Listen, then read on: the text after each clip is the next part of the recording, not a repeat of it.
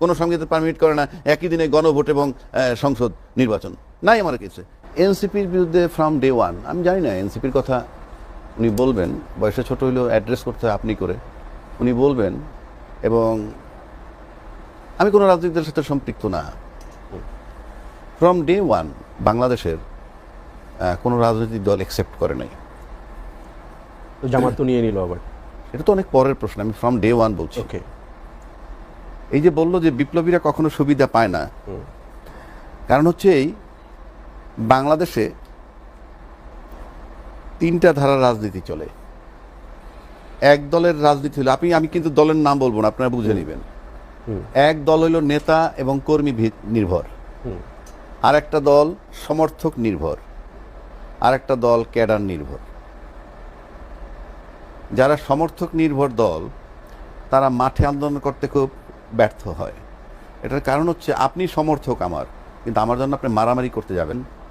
কিন্তু যেটা নেতাকর্মী ভিত্তিক, তারা কিন্তু দেখেন আপনি যে তারা ক্ষমতার থেকে চলে গেল, চলে যাওয়ার পর অল্প সময়ের মধ্যেই কিন্তু মিডিয়ার ভিতরে কিছু লোক চলে আসলো তাদের পক্ষের, কথাবার্তা বলতে কিছু অ্যাঙ্কার মানে বা সঞ্চালক বলেন, তারাও ফেরত আসছে। প্লাস 15 বৎসর টানা নির্যাতন করার পর মাত্র 15-16 মাসের মাথায় তারা মাঠে এসে পড়ছে। এমন স্লোগান আসে, ইউনূস সরকারের দিন শেষ, ফিরে আসলো, ইত্যাদি ইত্যাদি।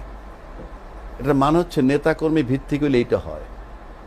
আর সমর্থক নির্ভর যারা, তারা ওগুলো পারে না, কিন্তু তারা সিচুয়েশন এর অ্যাডভান্টেজ নেয়।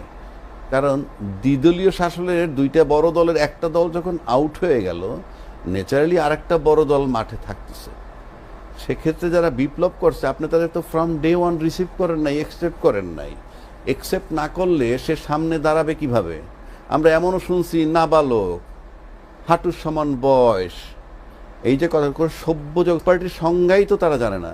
কিংস পার্টির শর্তই হলেই নাম্বার 1 ক্ষমতায় বসে দল বানাবেন, নাম্বার 2 যিনি ক্ষমতায় থাকবেন তিনি সেটার প্রধান হবেন। করেছে আমরা ফ্রম ডে ওয়ান যখন তাকে রিসিভ করি নাই, নাবালক, খাবি যাবি, মুখের উপর কথা, বেয়াদব ইত্যাদি ইত্যাদি আমরা বলছি। কিন্তু একটা বারও কিন্তু আমরা কেউ বিবেচনায় নেই নাই যে আজকে যে কথা, যদি শেখ হাসিনাকে তাড়ানো না হইতো তাইলে কিন্তু 29 সাল পর্যন্ত এখনো জঙ্গি দমন হইতো, বহু মায়ের বুক খালি হইতো, আয়নাগরে কেউ না কেউ যাইতো। এই যে বিষয়গুলো, এখন প্রশ্ন হচ্ছে সবাই বলে আমরা আন্দোলন সবাই করছি। সবাই যদি করেন তাহলে জুলাই সনদ দিয়ে এত ঝামেলা হইলো কেন? সংস্কার নিয়ে এত ঝামেলা হইলো কেন? বিচার এত ধীরগতিতে হচ্ছে কেন? কথার কথা বলছি।